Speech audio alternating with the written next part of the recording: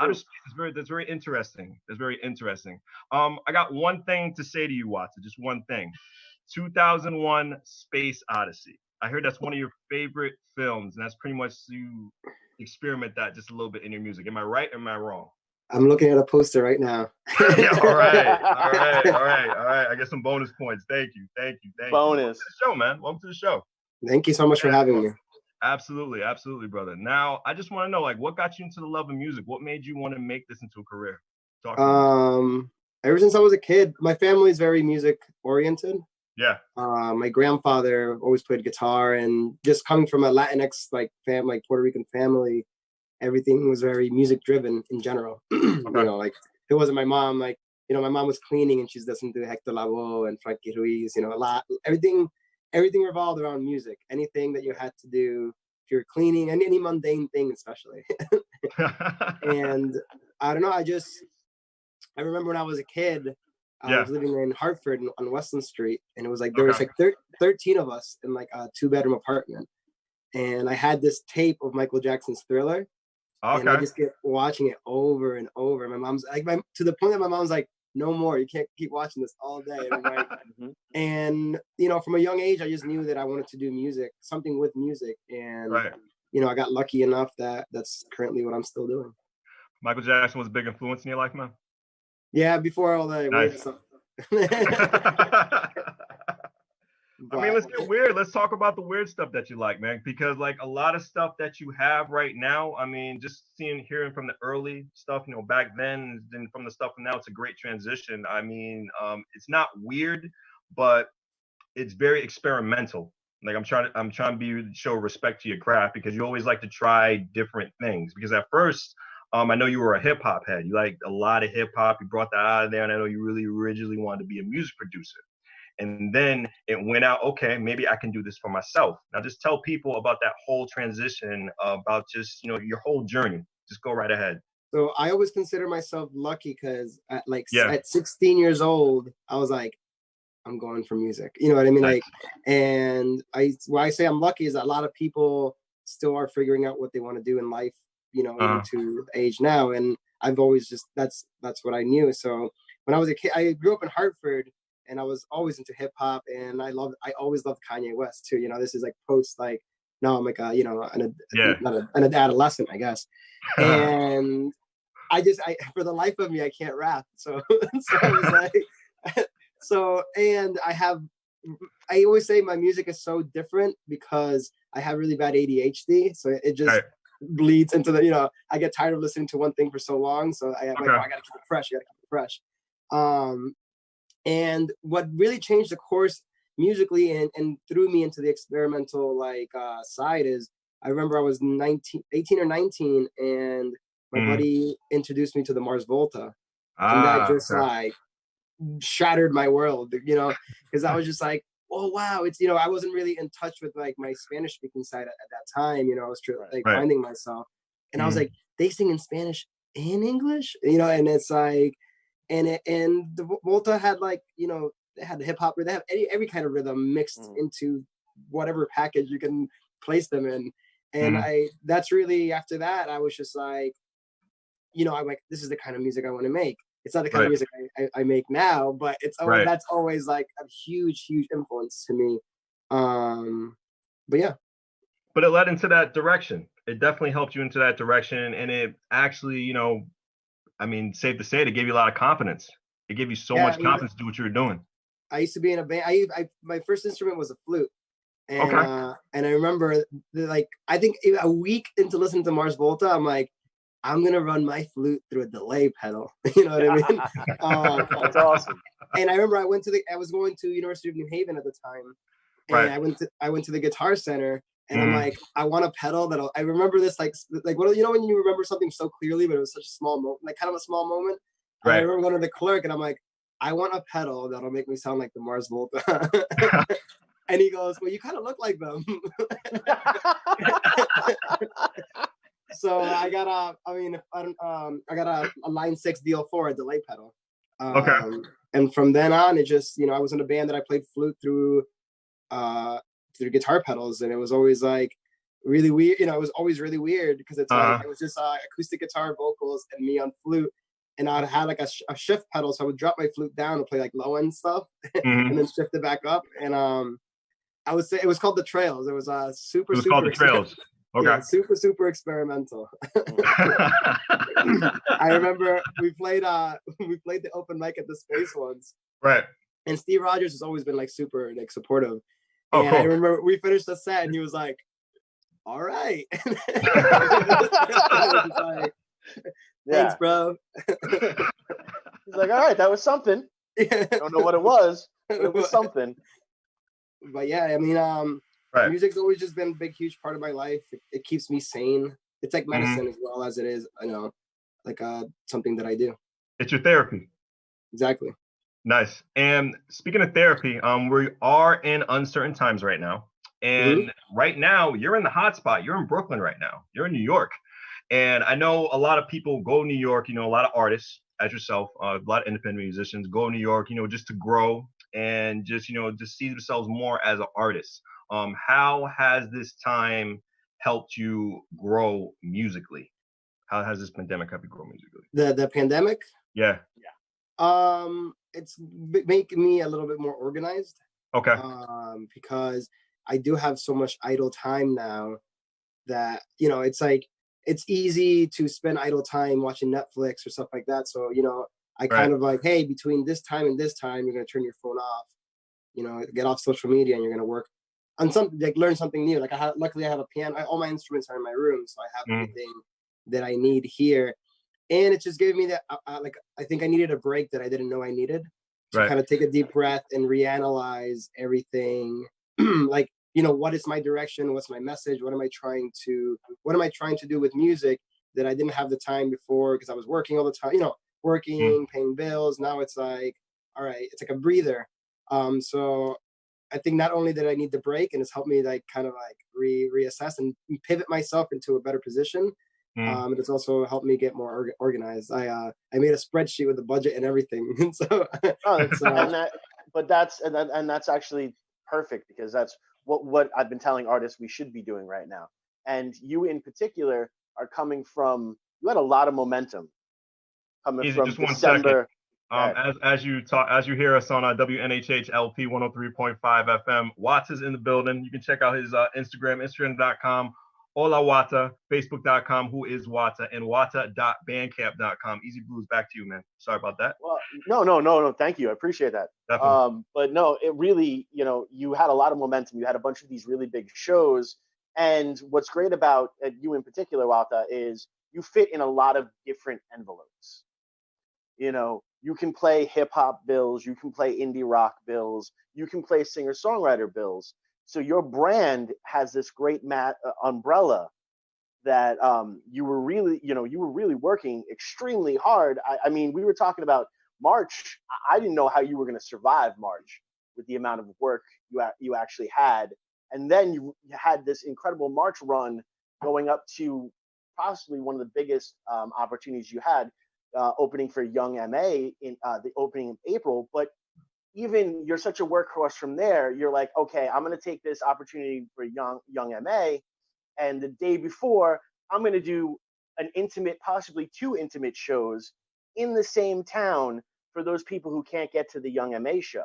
So you definitely needed a break, as per you were just running yourself very on a very high idle. Yeah, man. The work ethics is amazing. I mean, I remember when I first met Wata, it was actually at a show at Easy. It was a little B show at the State House in New Haven. Oh yeah. Yeah, and it was so crazy just to see you because what I liked about you, your main instrument was the crowd. You definitely had the crowd definitely being participant in your songs. Like you definitely were with crowd and participation, definitely were involved with it. And I live for that. I just love that. I just love that. Like you lived for the moment with that crowd. You made sure that amount of people in that room knew who you were by the end of your performance, which is really great. Which is really great. I think definitely that probably when you said you were in a band before, it really helped you out with that. Absolutely, man. When I hear about that, your music, I mean, that was a really good performance, bro. Thank you. It's I always say I don't know, I watch sports, and I always say it's kind of like, I don't know if you like the Seahawks. Right. I always compare it to, you know how the Seahawks have the 12th man. It's like the crowd like being loud. I always compare it to that, you know. And I do think that a lot of musicians make a mistake sometimes and forget about the crowd. You know, it's like I want to make I go out there, and I don't know. I'm like, all right, how am I gonna get these guys to learn my songs? You know what I mean? It's like and it's fun. And sometimes it works and sometimes it doesn't. But the way you know, people want to see you have fun. So if you're having fun, they start to question why they're not having fun. You know what I mean? So they're like, oh, let me join this. You know what I mean? So definitely, it's not bland. It's nothing. No way of bland at all. I know. I saw your video, "Born in the City," and there's this part in the video where it looks like you were giving a pitch at a Whalers game.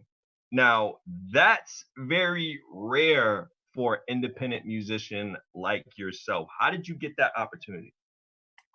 Yard Goats game. Yard Goats. My apologies. My apologies. My apologies. No, you know what it is? It's because I showed you the patch before. Yeah. And I put the colors in, but thank you. I'll take the blame on that one. So, don't do it again. No, it's kidding. It's a sore subject for Hartford, okay? Oh man. But no, so you know, I've always been, I mean, my buddy Chesky, my friends always say, like, you know, I've never been, one of the weirdest things someone ever said to me when I was throwing a lot of shows in New Haven was like, man, Jose, I really wish I had like the kind of budget that you had to like do shows. And I'm sitting there and this guy's telling me this, and I had like I remember I had like $3 in my bank account. And I'm like, bro, it's not about the money. The money, I mean, it does help, but it's about being resourceful and just being like working with what you got, you know what I mean?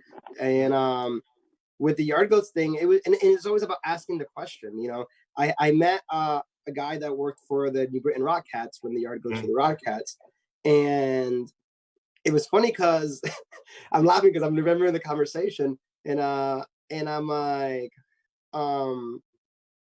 I called them. I was Shane McClellan did the video, and I was like thinking of ideas to for the treatment, for the video treatment, and I'm like, there's a part in the song where it says, and when I asked those lights to stop, and I'm like, you know what would be so ill if I could get a video of the lights in the stadium just shutting off. You know what I mean? That's all.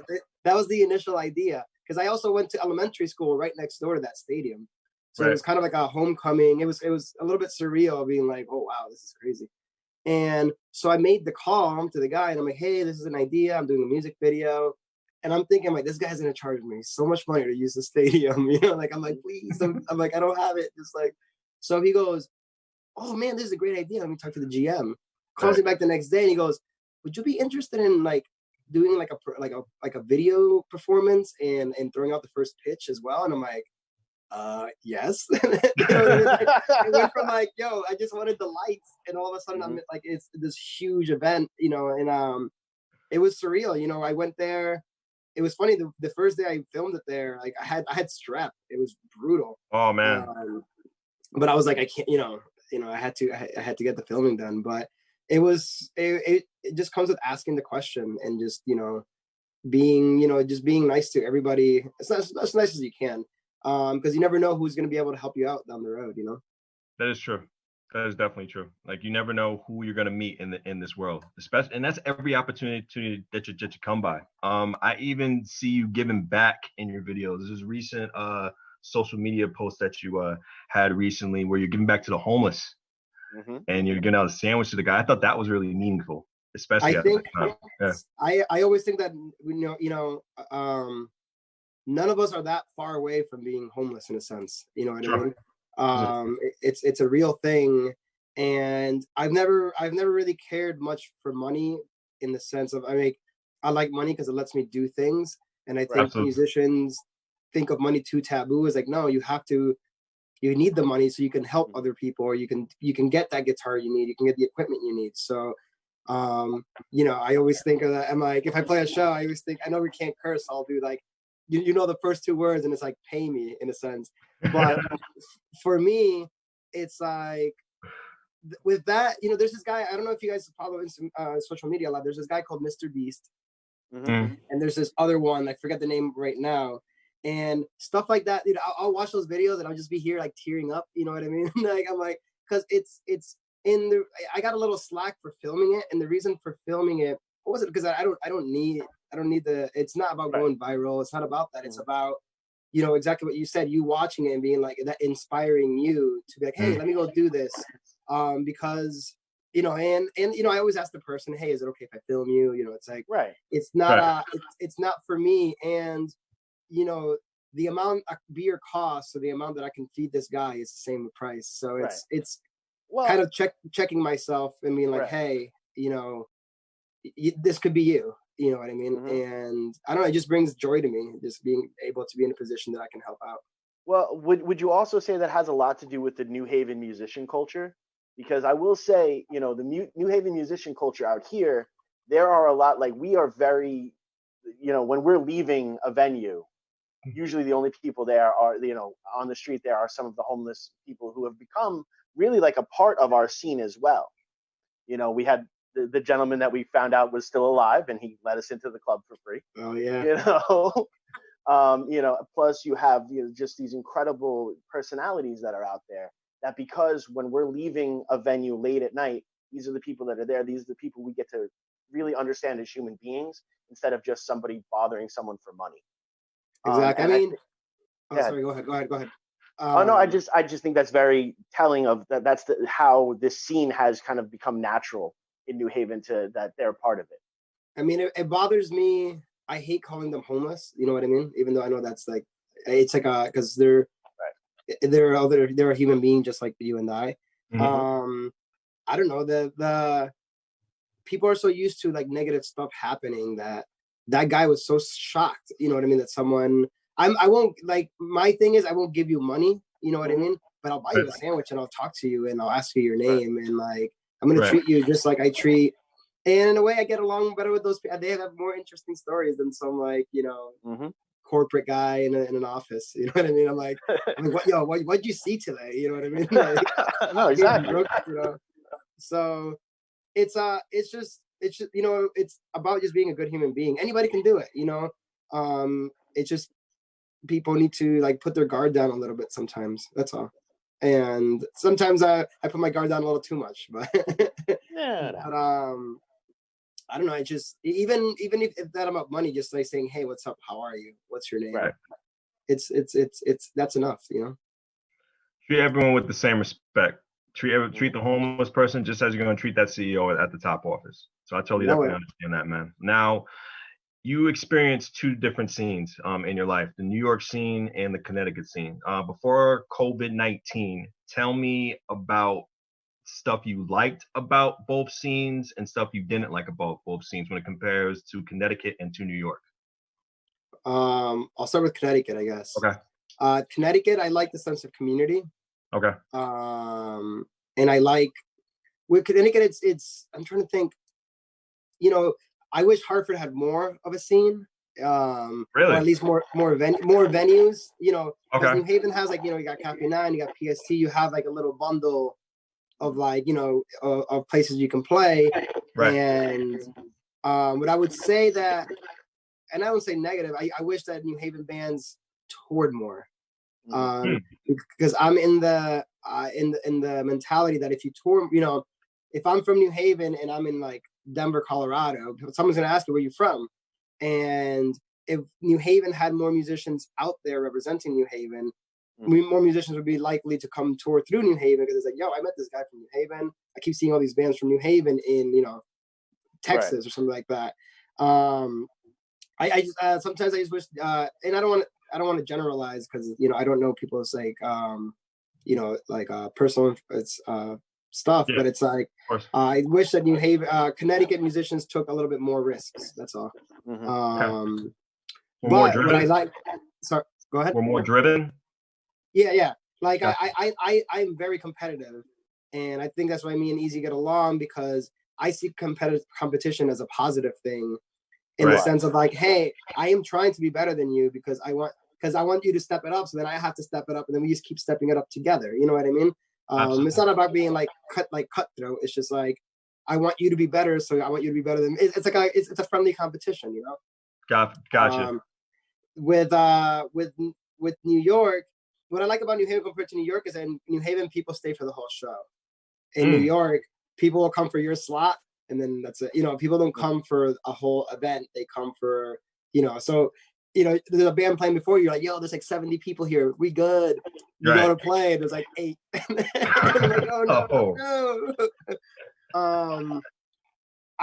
But I like that the people in New York understand the sense of competition a little bit more. But it's you know, it's a case by case thing.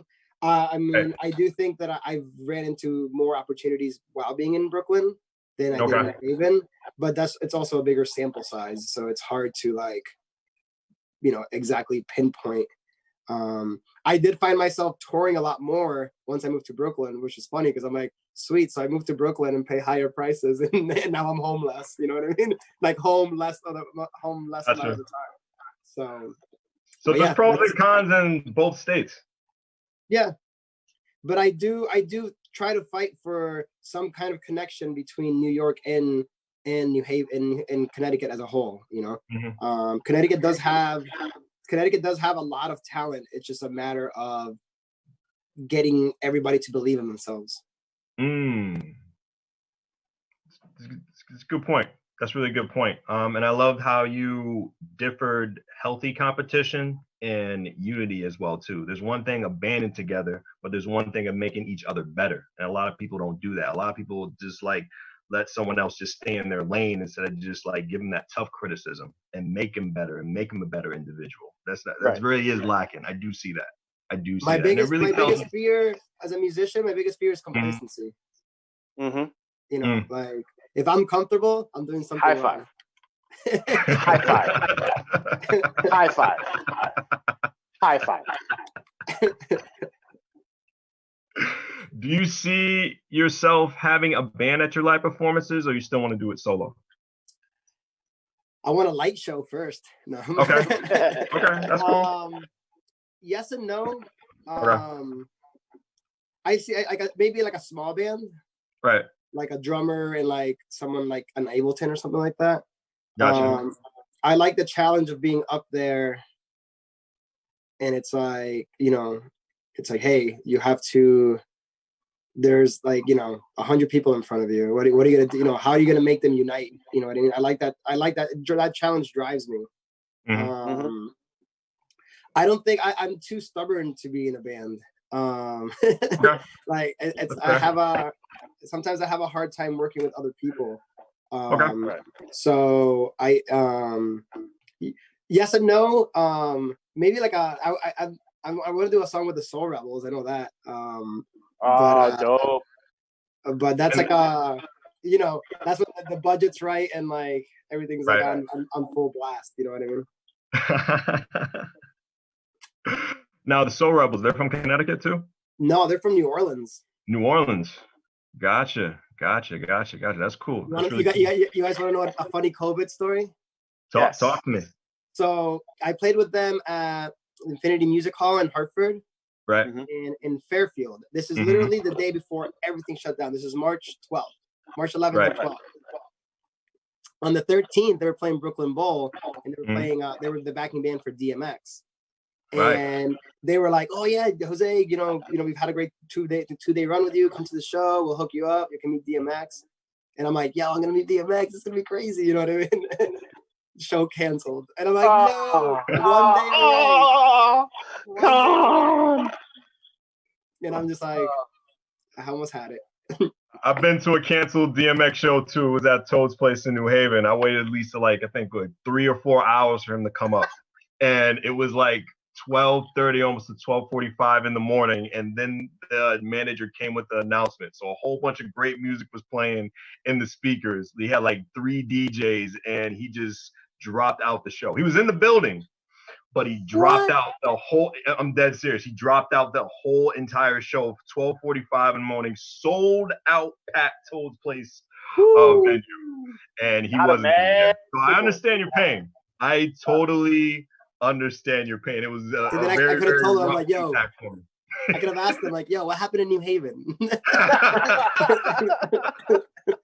wasn't the first time in New Haven. It was about like 2 or 3 times he did that in New Haven. I think the fourth time he came, that's when, you know, he got the whole place hyped because he has that brand. He has that big brand. He earned it because he's DMX. People are going to show up regardless. So exactly. I think that fourth time he came, that's when, you know, he did his thing. But I was like, I think the second time I was there. For a second time I was there. So I was really, man. That really hurt me deeply. It was just a tad bit. I you don't know how bad I want to say like X gonna give it to you or something like that. Like I'm holding all my like impulses, but anyways. But you know, let's go more of a great impact. Your live streams, they've been really good. Helping you out through your social media. Just tell me just about that, and just when's your next live stream, just for your audience. So live stream. So the good thing about this COVID thing is that, so like you were saying before, the live show is what I live for. That's what I practice for. That's honestly what, like, when I write songs, I'm like, are people gonna sing this back? You know, that's just that's my structure of songwriting. Right. So when this happened, you know, people were actually like hitting me up like, yo, everybody's doing a live stream. I'm like, yeah, but everybody's doing it. It's oversaturated. Like and I'm like, I don't know how I can bring the energy that I bring at a show. Like at a show, I'm trying to shake your hand. I'm trying to make eye contact with you, trying to sing along with you. As I'm making eye contact with you on WNHHLP 103.5 FM, Wata is in the building. Continue, sir. Sorry about that. So I'm like, how do I bring that? You know, and I'm you know, back with the competition thing. I'm like, I'm not gonna just turn my phone on and go live. That's just not my style. So I started learning OBS. I don't know if you know what that is. Tell me. OBS is a program on your computer. So basically, and I was using my phone as a camera. Okay. And I wanted to use my interface, like my music interface. So all the audio, I wanted the audio to sound as it would sound live. And like my backtracks and my guitar, everything like crisp, you know? Right. And I had it was a learning experience, I'll tell you that. So why I didn't become a music producer is because computer and music technology escapes me. I'd rather throw my computer out the window than sit there. You know what I mean? Like, I just rather have a little tape recorder and take my song real quick, and that's it. You know what I mean? Right. That's why I have a producer. You know what I mean? Right. But I had to learn how to do it, and a lot of my friends, I'm like, you know, I bought lights. I ended up doing this when it was live. It was a learning experience. It was very frustrating, but the show turned out pretty good, and I learned a lot. You know. That was I don't remember the date of that one, but the next one's May 16th. And then it's my brother's birthday, but don't tell him. Right. He doesn't have social media. So but what's cool, what I did with it is I do charge. It's $1, you know. And what happens when you buy a ticket, half an hour before the show, you get a link like to watch the show. Okay. You know, like per household, you know, and someone like, I got some slack about that too. He's like, oh, why are you charging for a show? And I'm like, are you still working? And they're like, yeah. And I'm like, I have to work too, you know? Exactly. And my mythology behind it is I don't want you to tune in just because you're scrolling on Facebook. I want you to tune in because you want to be there. And to me, that was the way that I could like feel the same energy that I would feel on the show. I'm like, yo, everybody that's in this show right now went on Eventbrite and chose to be here, you know? And it was fun. It was really weird being in my room and thinking like everybody in the apartments around me just hear me singing, like, because I have headphones on, so all they hear is like my voice, you know, through all these songs and me probably talking to myself, you know, but it was a really fun experience trying to like harness that energy and put it in a live stream. And it was cool because people afterwards sent me videos. I left room for people to sing along, and they sent me videos back of them singing along to the songs. It was definitely a different experience, but overall it was a positive one at the end of it, you know? Absolutely. And it's a great way of adjusting to the new normal. It's definitely a great way of adjusting to the new normal. And I love the way of how your approach was to it. I mean, all you have to do is just pay $1. Everybody has $1. Everybody. There's no excuse with that. Everybody has most people have $1. to contribute to your show, and you know you have a guaranteed audience. It's not just some person who just has your show on the side and just, you know, like you said, scrolling up and down on their timeline or doing whatever. They're really interested into you, which is, you know, definitely a guarantee for an artist and everything, and especially at this time. So I just love your whole approach to it. I even had a Zoom after party. Got an after party on Zoom. It was pretty lit. It was like 22 people showed up, and I didn't know. It was the first time I had used Zoom, and I didn't know. I kept seeing people use it, and I didn't know that on your computer you can do gallery mode, so you see everybody. Yeah. On your phone you can't do that. And I'm just like trying to say hi to everybody. I'm like, hey, sorry, thanks for tuning in. Thanks for, you know, we're all drinking and stuff like that. And it was so fun. I was on it for 30 minutes. I left, and my friends hit me up like, you know that your Zoom party is still going? Everybody. Oh, wow. And I was like, what? Like, I went on for like another 40 minutes after I left. I was like, but what was cool about that Zoom, the show and the Zoom, I was in there, and I think it was 26 people at the party. Or whatever, you know, and what was cool is that at one point I realized that I had two cousins in there, right? Okay. And I'm like, nobody in here knows each other, but they're all talking to each other, and it was really cool to have that. I was like, wait, and I even said, I was like, you know, that none of you guys know each other, and all, you know, it's like, you know, that's when I really noticed that, like, there's this quarantine thing that people are like lacking that human interaction, because I'm like, people are willing to just talk to all these other people drinking together on Zoom, you know. And I had someone from like France was in there, like it was nuts. It was like, and like behind her there was like daylight, so I was so confused because it was like, you know, it was 8 p.m. over here, and it was like it was what is it? It was like something in the morning. So anyways, it was fun. It was great. You were bringing people together. Exactly. You were bringing people together, man. That's needed. That is definitely needed right now, because a lot of people are you don't know what people are going through. Your music may have brightened someone else's mood, because you don't know what's going on with their payments. That a person could be going through a divorce at that time. You don't know what a person's situation is. So if you got people together and smiling at that short amount of time, even an after party where you leave, and 30 people get together and still have fun online, sitting down as we're doing right now and talking, interacting with each other, that is a special talent you have, and you have to be thankful for that for yourself. That's a God-given talent you got, bro. Appreciate it. I always say I'm very lucky. Absolutely. Now, just tell me about we only have so much time left, but just tell me about your studio work ethic, because I know just by listening to your music, you take a lot of time. You know, it's a lot of thoughts just going through my head right now, but just tell me what was your routine just studio wise and everything? I think you'll get a kick out of this one. So personally, I hate the studio. Really? Because it's a little dry for me. You know, it's just, you know, like I said, I live for the crowd, you know?